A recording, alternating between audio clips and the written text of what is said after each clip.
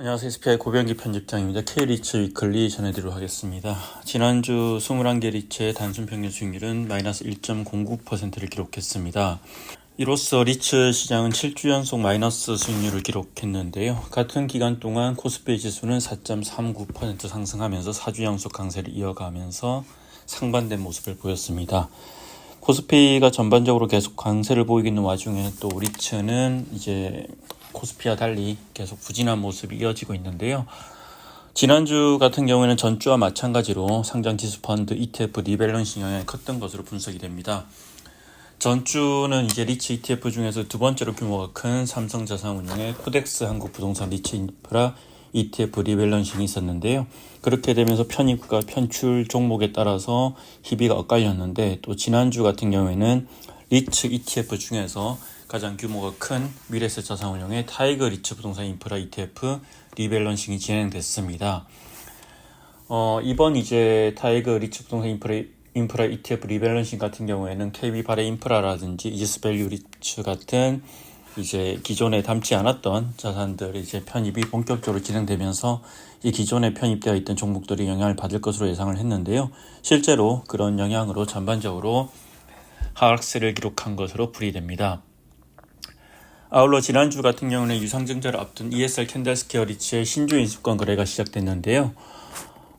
일단 18일부터 24일까지 5영입일 동안 이제 신주 인수권 거래가 진행되고, 지난 20일 종가는 전일 종가 대비 30.77% 하락한 18원으로 마감해서 다소 부진한 흐름을 보여주고 있습니다.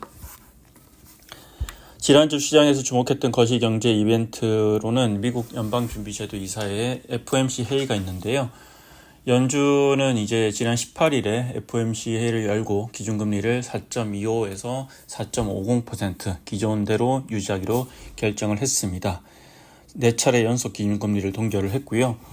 이 성명을 통해서 연준은 최근 지표들은 경제활동이 견고하게 확장되고 있으며 실업률도 낮은 수준을 유지하고 있다고 평가를 했지만, 또 한편으로는 물가 상승률은 여전히 높고 경제 전망의 불확실성도 지속되고 있다고 이제 이렇게 코멘트를 했고요. 아무래도 도널드 트럼프 행정부의 여러 가지 이제 지금 관세 정책들이 초래한 경기 불확실성과 물가 부담을 언급한 것으로 보이고, 또 이러한 어떤 불확실성 때문에 금리 인하 압력이 있음에도 불구하고 동결을 한 것으로 분석이 됩니다.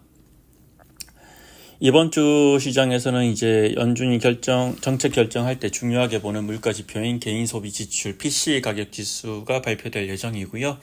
아울러 제롬 파월 연준 의장의 의회 정언도 예정되어 있기 때문에 또 파월 의장의 입을 주목해서 볼 필요가 있을 것으로 보입니다. 그 외에 이제 1분기 미국의 국내 총생산 GDP 확정치라든지 미시간대 소비자 심리 지수도 시장에서 주목하는 지표입니다. 지난주 같은 경우는 전체 21개 리츠 중에서 15개 리츠가 하락하고 6개 리츠가 상승을 했는데요. 가장 큰 폭으로 내린 리츠는 KB스타 리츠고 한 주 동안 3.95% 마이너스 3.95%를 기록했습니다.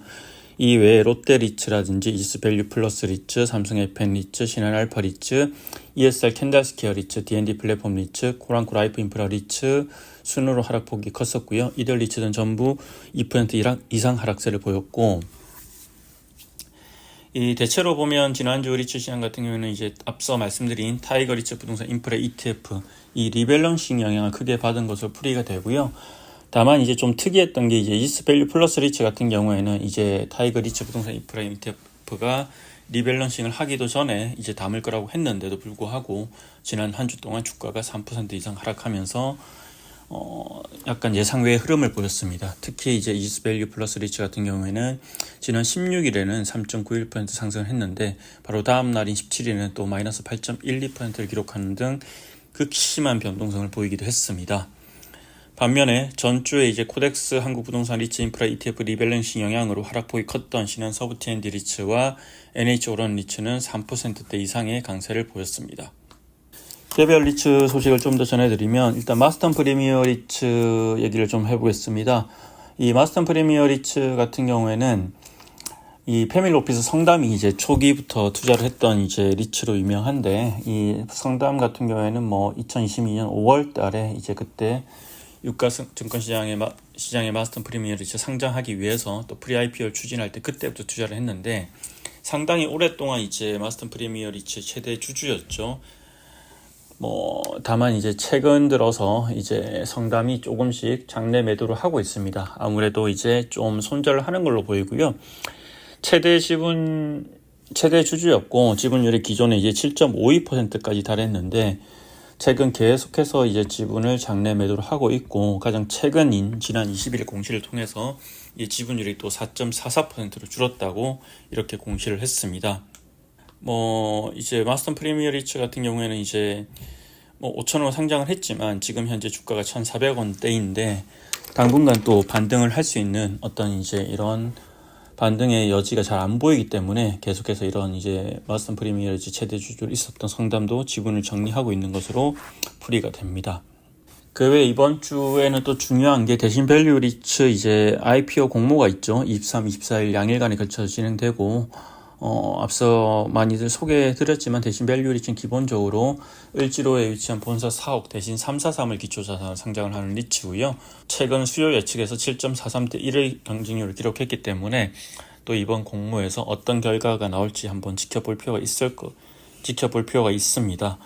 전반적으로 이제 분명히 이제 단일 자산을 담은 리츠로서 한계도 있고 또 기존의 오피스 리츠 차별화된 포인트가 뚜렷하지 않다는 지적도 있지만 또 전체적으로 보면 시장 상황은 이제 금리가 인하되는 추세이고 그리고 이제 어느 정도 규모가 되는 리츠이기 때문에 시가총액으로 한 3천억 정도 되기 때문에 향후에 이제 상장 이후에 상장 지수 펀드 ETF의 편입될 가능성도 상당히 높습니다. 그래서 수급 증시 측면에서는 좀 더 긍정적인 우호적인 환경에서 또 상장할 수 있는 그런 환경이 조성이 됐습니다.